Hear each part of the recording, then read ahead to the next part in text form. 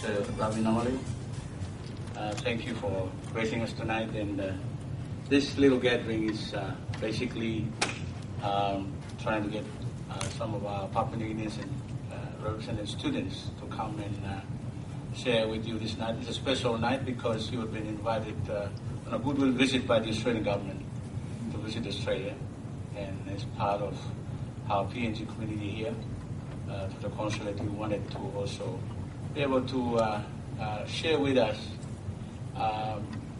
some of the things that you've been involved after you left the politics, and now you're involved in a lot of things. But for us, as Papuans, you are not new to us. As our former Prime Minister of Papua New Guinea, from 1988 until 1992 as a Foreign Minister, and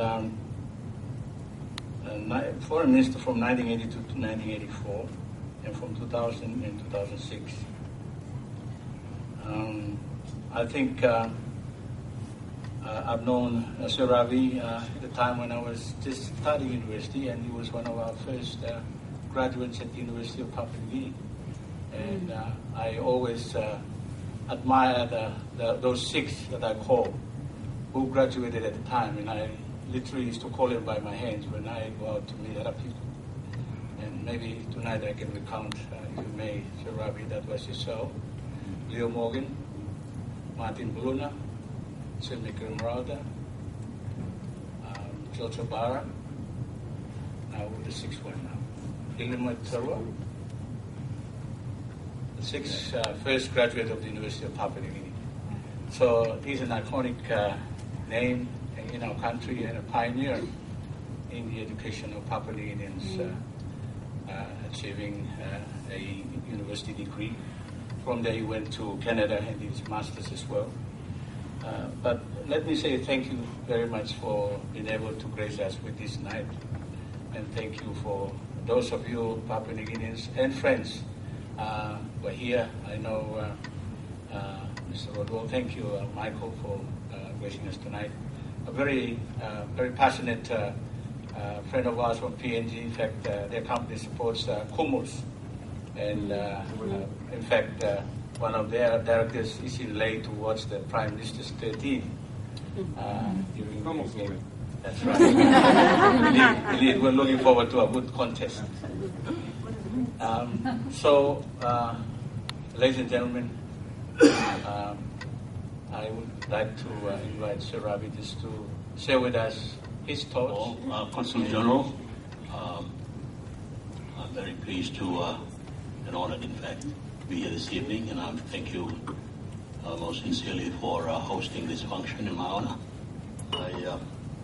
I'm very pleased that you are still here. You're the cause of me coming here. And I believe it's in order to say, to congratulate you for another term. Is that in order? I'm just so pleased that I've been borne out in my judgment in having Paul appointed to this post when I was Foreign Minister. So it's always a pleasure to be in Brisbane, because I want to receive very, very good feedback from the community as to the things that our Consul General has been doing since he first took up this post. How many years ago now? 8 years ago. So that's an extraordinary period for a diplomatic appointment, because normally it's 3 years or 4 years, and then they recall back to back home. But in his case, obviously, he has been here for almost, well, actually it's twice longer than the normal kind of appointment. I'm here because I was invited by the Federal Minister, the Australian Minister for Parliamentary, not Minister, the Australian Parliamentary Secretary for Pacific Islands Affairs, the Honourable Richard Miles. the parliamentary secretary decided, in his wisdom, and I support him fully, to introduce a series of what he calls narration series to commemorate our Independence Day. I think at the height of independence, if I remember correctly, we had about or close to 20,000 Australians working and living in Papua New Guinea, which was quite a significant number. The number obviously has been decreasing since that time, and there have been other non-Papua New Guineans from other countries that have been coming into Papua New Guinea to not only work in the public sector, but probably predominantly in the private sector since then.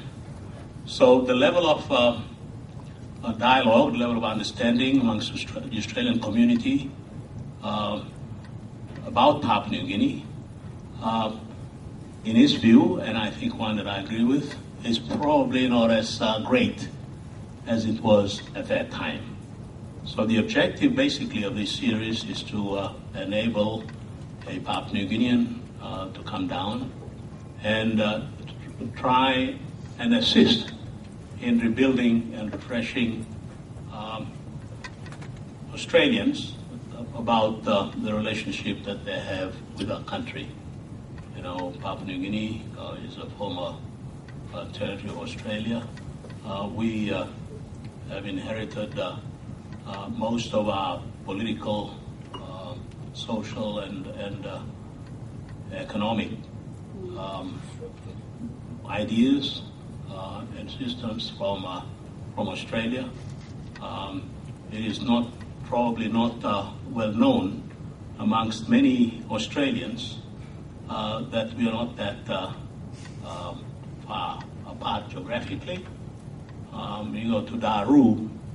Daru is about an hour away from Saibai, and Saibai Island is on the Australian side of the Torres Strait, and that's how close we are, and yet so far in understanding each other. And I'm not necessarily, I'm not talking about you, because you're obviously, most of you are Papua New Guineans, you know the country, and obviously through your own links and your own associations, your own communities down here, talk to those that you know, that you interact with about Papua New Guinea. But I'm talking generally about the other 20 or over 20 million Australians out there who may not know that much about Papua New Guinea, who may know more about what's going on in the Middle East or in the United States or in other countries than they know about our country. So the Honourable Richard Miles wants to promote ways to help create greater understanding and greater mutual understanding between our two countries, and ways in which Australians can generally be better informed about what's going on in Papua New Guinea. And I think, and obviously vice versa.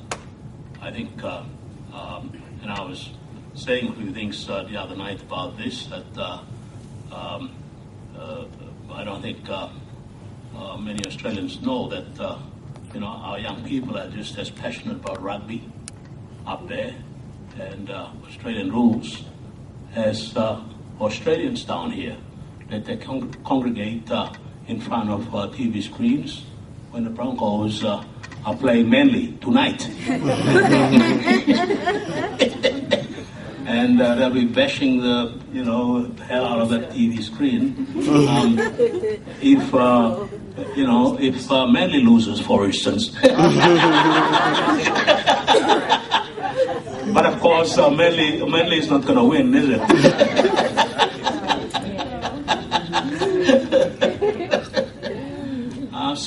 So that was the primary reason why I was brought down here to Canberra. I was approached to give the inaugural oration. I obviously had some reluctance in doing it because I I've been out of politics now for 4 years. I've moved on. I'm doing other things, which I'm enjoying enormously. In fact, if I knew that I'd be enjoying them as much as I am now, I probably would have left a lot earlier. But however, it's never too late. But life after politics for me has been tremendous. It's been great, and I'm just enjoying, some of the things that I've been given an opportunity to do, particularly at this time when our country is going through a period of unprecedented growth, economic growth, and a period during which we are seeing, for the first time ever in our history since independence, projects that are giving Papua New Guinea really the opportunity to take our level of development to the next stage, where for the first time we can think seriously about delivering services that we couldn't before. But ultimately, as we all know, it depends very much on leadership. It depends very much on the capacity that we have in terms of management and the capacity of the public service to deliver. We have just had a change of government, and we have a new government now headed by the Honourable Peter O'Neill. They have set out clearly what their priorities are, and those priorities are in the area of education, obviously, in the area of governance, good governance, because that's been a major area of concern. Obviously, corruption is one thing that's been eating away at our system of administration, system of government, and he wants to do something about that, and I think the people generally welcome that, because for far too long we knew this was going on, but nothing was happening to address it. It was being swept under the carpet, and at last some actions are being taken underway to deal with those people that have been allowed to get away with murder, so to speak. Been getting away with large sums of public funds that really belong to the people of Papua New Guinea, and as a result of which, when that money is not available, central services are not being delivered. And so, out there in the sticks, in rural areas, when you want to have access to better health services or education or good roads, because you want to get your produce out, but it's not happening, they get very, very angry when they know that those that are in authority, whether at the political level or the public service level, are getting away with stealing money, public funds, that really should be going to assisting them, to assisting improved services at that level. And so I think that's one thing that the new government has moved very quickly to address, and I think generally it's being welcomed by people throughout the nation. The new government is also quite clearly made or given a commitment to improve health services and to improve infrastructure throughout the country. They want to see the Highlands Highway, which is the major arterial road in our country, and particularly at this time when we have the biggest investment yet in our history underway, under construction right now, the LNG project that's led by ExxonMobil up in the Southern Highlands. That's a major investment in not just in our language, but I guess in global terms. It's a $15 billion investment, which is really going to transform our country in ways in which we would not have anticipated a few years ago. And some estimates from studies that have been done about that project have suggested that by the time it's completed, it's going to double our GDP, and at least. at least double our GDP. GDP right now is just over 20 billion. Well, it's going to go up at least 40 by the time that that project is completed. Obviously, during its construction phase, the project is also sucking up just about every skill and trained manpower that's available in the country. They're employing over 5,000 Papua New Guineans, right now, out of a workforce of about 6,000 or 7,000 at peak. That project will employ about at least 12,000 people. So that's a huge number. We will not be in a position to supply all of those, the manpower requirements, because we just don't have enough. And that's why it's so important that, and I commend our Consul General for this, because he's one person who's been very, very passionate for a long time in exploring ways and opportunities for more Papua New Guineans to be trained down here, to assist us, in addition to those that are being trained up there. As a result of which, he told me just this evening that the first batch, for instance, of the first initiative that was taken last year to have opportunities for Papua New Guineans to be trained up in North Queensland has just ended in over 56, I think the first group of 56 Papua New Guineans graduating and going back after a 6 months training program up in Townsville and Cairns. But AUSAID, as you know, has been assisting us for a long time, and at this point they have about I think over 150 students sponsored by AUSAID at various training institutions down here, at university and other institutions to assist us, fill these gaps.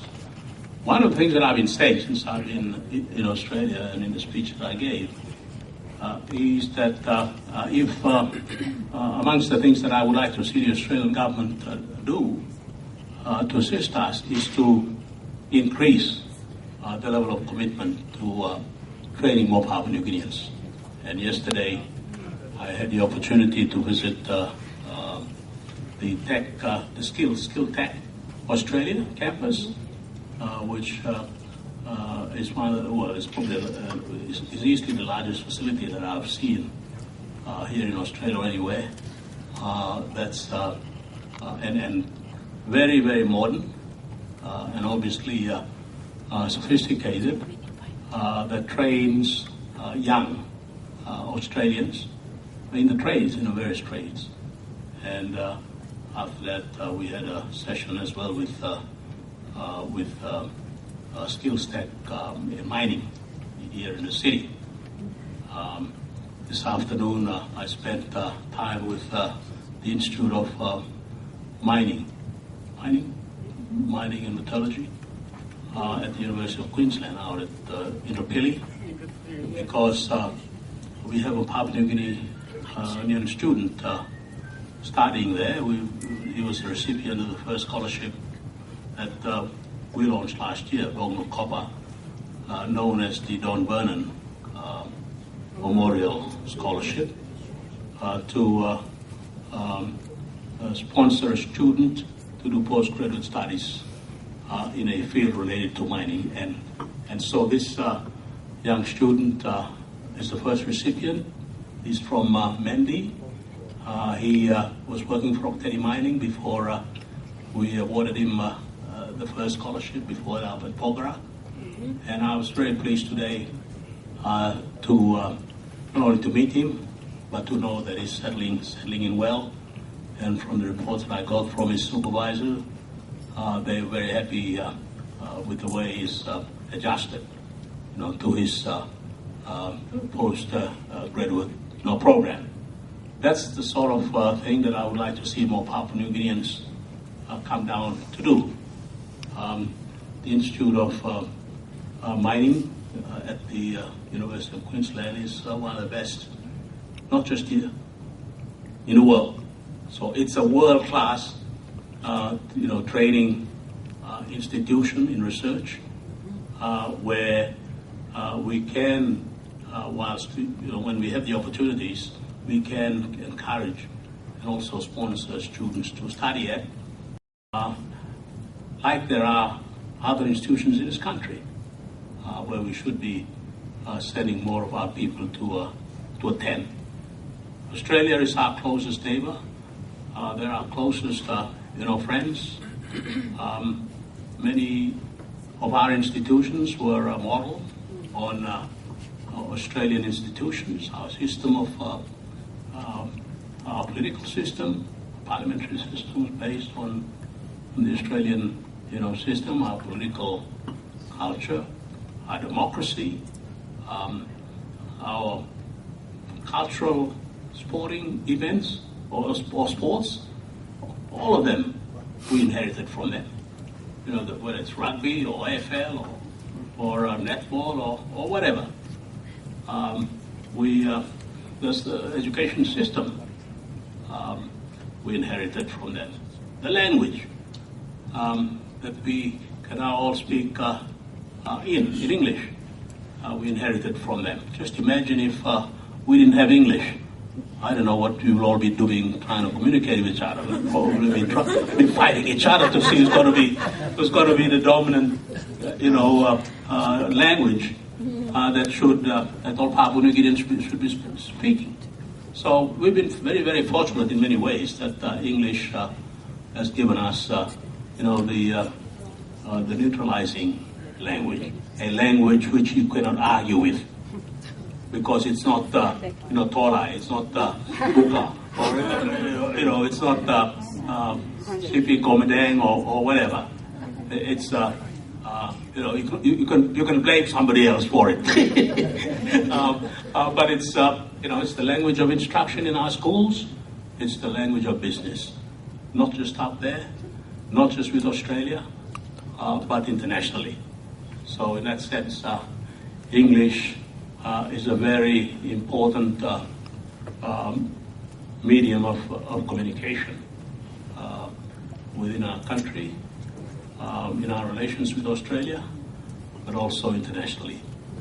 It gives us that gateway to the world if we can communicate in that language.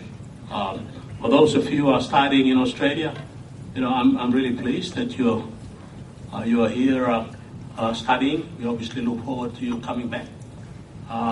For those of you who are settled here, who are married here, or who are working here, I know that you come up from time to time. For a while there, Papua New Guinea was going through a very rough time, a very difficult time in the mid to late 90s because the economy was in a very, very serious trouble. And it was only in the early part of this century, the early 2003, really was when economic growth began to go up on an upward trajectory. That was partly because of political stability. I think that's the other thing. We've been fortunate now for the last 8 to 9 years that we've had political stability that we've never had experienced before until, the government changed just recently. And when you have political stability, it gives you opportunities to introduce policies, have them implemented without being diverted, to other things at the expense of focusing or keeping your focus on the core things that you should be doing. And so that's enabled us in many ways to focus on policy in mining, for instance, in a way that in the late 90s, before 2000, we had people leaving the mining and petroleum industry because of their losing confidence in in Papua New Guinea. They didn't feel secure enough. They felt it was too unstable. But in the early part of 2000, when Sir McKerra came in, he introduced the law, obviously, on the integrity of political parties as Prime Minister. That was a very, very important piece of legislation, a reform that made political stability possible. And as a result of which, since then, we made changes or reforms to mining policy, to petroleum policy, that has seen the biggest number of mining companies and petroleum companies, but also the biggest and the largest investments in terms of dollars ever in the country. And so when you put all the projects together today, not just in terms of mining exploration or development of new mining projects or LNG or oil, it's easily the biggest or the best period we've ever experienced in terms of investment dollars ever in PNG. I mean, as I said, the LNG alone is 15 billion US, which is about 40 billion kina, which is a lot of money. And then you have other mining projects that are underway. WAFI is going to be big. That's Newcrest and Harmony. That's going to be a 4 or 5 billion US dollar investment, copper and gold in Morbi. Up in Frida, up in the western East Pacific, just on the border there, is another major resource that's looking very, very good, more and more promising, except for, obviously, for the logistic challenge that they will have to deal with in developing that mine, because it's an extremely difficult and remote part of our country. But nonetheless, that'll be another maybe 4 or 5 billion US dollar investment.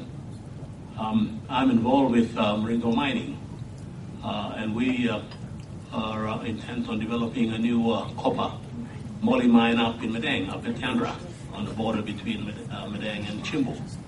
It's going to be another 1.5 up to 2 billion, US dollar, project.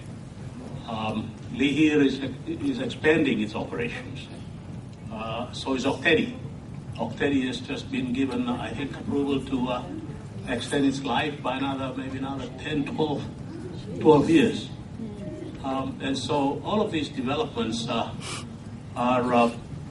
spurring economic growth that we have not seen before. Last year we had GDP growth with about 9% per annum. This year it's estimated it's going to go up to about 9.5%. That's GDP growth that we've rarely seen in the past. Today, Papua New Guinea is the fastest growing economy in the whole region, in the whole of the Pacific. And with these projects, and if we maintain and keep up with proper management and good leadership, Papua New Guinea is really poised, is on the verge of taking itself to the next stage. We will have the real opportunity to transform Papua New Guinea. Real opportunity, and I just hope that we don't muck it up. And I think I'm encouraged by what the new government has said. So far, obviously, they've only got 11 months in office before the next election. But whoever comes in after the next election, obviously they've got a very, very big task ahead to make sure that we maximize the returns from the developments that are taking place in Papua New Guinea, that it makes the biggest and the best difference to the lives of our people, that the level of the rural communities that you can actually see a difference in the standard of living improving because the resources will be available. That's the biggest challenge that we have. But obviously, in order to do that, we need to increase our capacity, both to boost the capacity of the public service to deliver better, more efficient, more effective services, but generally also to have more skilled and trained people to take up the opportunities that these projects give. Skilled tradesmen are in short supply, unfortunately. We are not in a position to meet the demands right now, partly because also we are losing more of our own skilled, trained, experienced people to Australia, because they are going through the same thing as we are in mining and petroleum. They're one of the few countries in the developed world that can actually withstand the global financial crisis and also the circumstances that are prevailing right now here. And obviously, for similar reasons, we have been benefiting from the boom in China and India, in terms of our commodities. And so our revenues have grown substantially. We've had windfall revenues since about 2006. And every year since then, we've had supplementary budgets which were not anticipated in the original estimates. And so for that reason, the previous government, and again it's been sanctioned by the new government, we will be setting up the new government will be setting up a sovereign wealth fund to which surplus or windfall revenues can be channeled so that that money can then be invested for a rainy day, for the days when commodity prices will fall, when the budget will need support from somewhere else. At least we will have a fund that can stabilize that, as well as a fund that can invest some of that money in order to avoid a situation within the country where monetary policy cannot cope with inflation, for instance. And so that's the reason why they've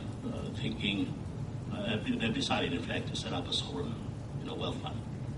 So I think Papua New Guinea is going through not just an interesting period, but an exciting period in which there are developments taking place, opportunities emerging, for which we must increase our capacity.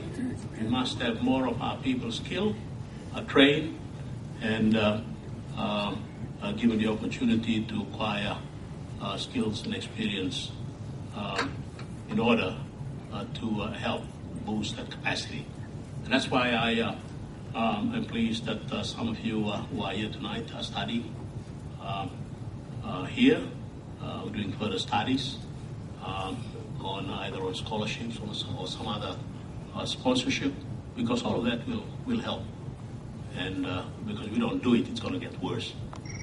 And if we don't boost our capacity, then we're going to be in an even worse situation than we are today. And we will only have to go outside, as ExxonMobil is having to do now, because they can't find the people within country, having to go outside of Papua New Guinea to Asia mainly, to recruit people to come until we are in a position to have enough people trained and skilled. One of the good things that they've done, though, which is part of the agreement, is to set up a new trades institution down at Tudubada. ExxonMobil has built one there, and they now just completed one up in the Southern Highlands to assist train, skilled trades, people for the project. But obviously, once construction is over, some of them may not be required, but they can be mobilized elsewhere within the economy. And unfortunately, because they're in a position to offer better salaries and better conditions, they're having to suck up just about everybody else that's available, even if to poach them from other mining and other companies or other organizations, including government, in fact. And that's just the nature of the beast, unfortunately, at this time. And that's why it makes it even more important that as much as possible, we should be using every avenue to train more of our people. And that's the emphasis that I've been giving in the series of talks that I have been giving over the last couple of days. So that's just to give you a picture of what's happening up there.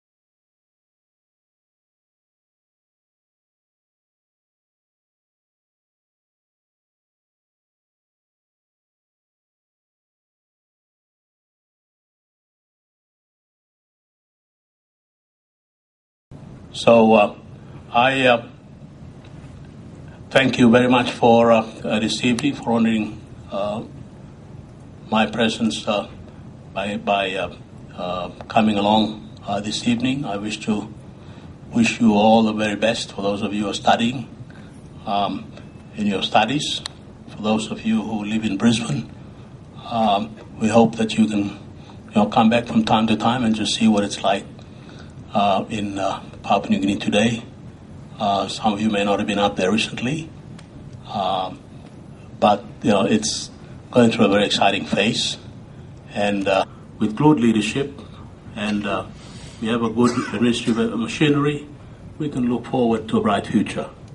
I am confident, or I should be confident. I hope that after the next election, that we get a good government that will take on from where we are now, from this government, and take this country up to the next level, where our people can feel confident that at last they'll be getting better access to better services, that their roads are finally being fixed, that their health services are finally being improved, that education facilities, and the new government has announced a policy of free education.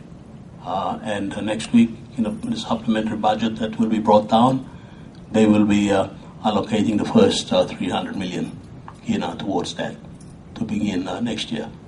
But free education will have its challenges. They will need additional teachers, additional classrooms, because with free education you will have more children, more parents wanting to send their children to school because they don't have to pay fees. And but there are things that I'm sure can be work through. There are all kinds of other opportunities that we've never had in the past that this government and the new government after the election can begin to address for the first time.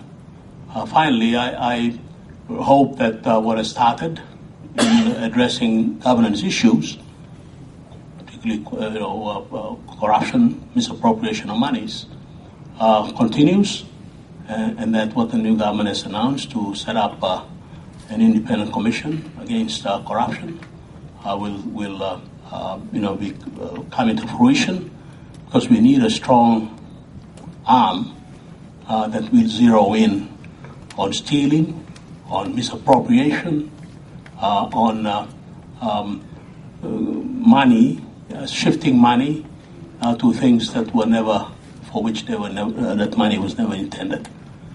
That's the best way to make sure that we can improve our governance, but also to improve our law and order situation. When people know that their leaders are misappropriating funds at the lower levels, of course they will want to do the same thing. Why is it that only leaders can get away with it? Why not me? And we've got to put a stop to it. And the sooner it's done, the better. Because when it happens, then you can be confident that your standard of governance will improve. And all other indicators, social indicators, health, as well as other indicators will begin to improve. That's what we all want to see. We want to see a better Papua New Guinea, where every Papua New Guinean, our children, our grandchildren, will have a better opportunity than you and I had, or at least equal to the opportunities that we had. And I think that's the message that Papua New Guineans are now taking very, very seriously before the next election. They're saying enough is enough. And I hope that will be demonstrated in a much more positive way after the next election.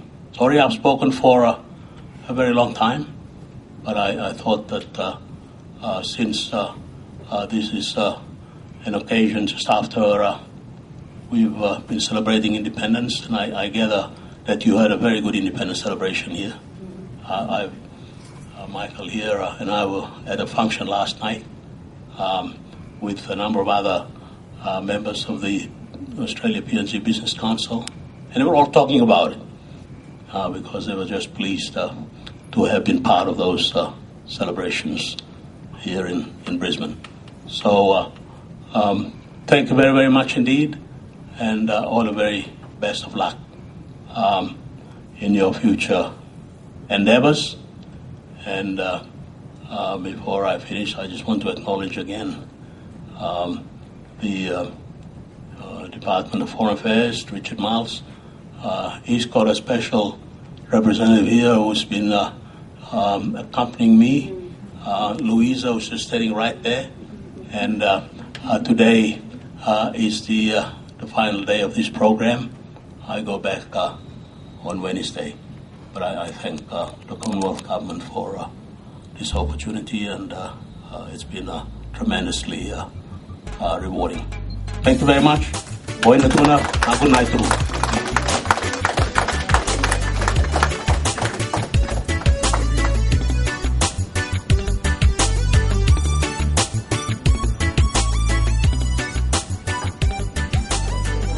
I know you proposed many toasts to our anniversary of independence, but I'll propose one again tonight, if you don't mind, so if you can refill your glasses. One or two people there. Okay, your time. Thank you, Consul General John. Ladies and gentlemen, I propose a toast to our 36th anniversary of independence, Papua New Guinea.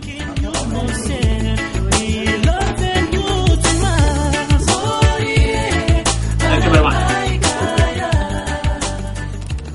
Particularly want to go back. I've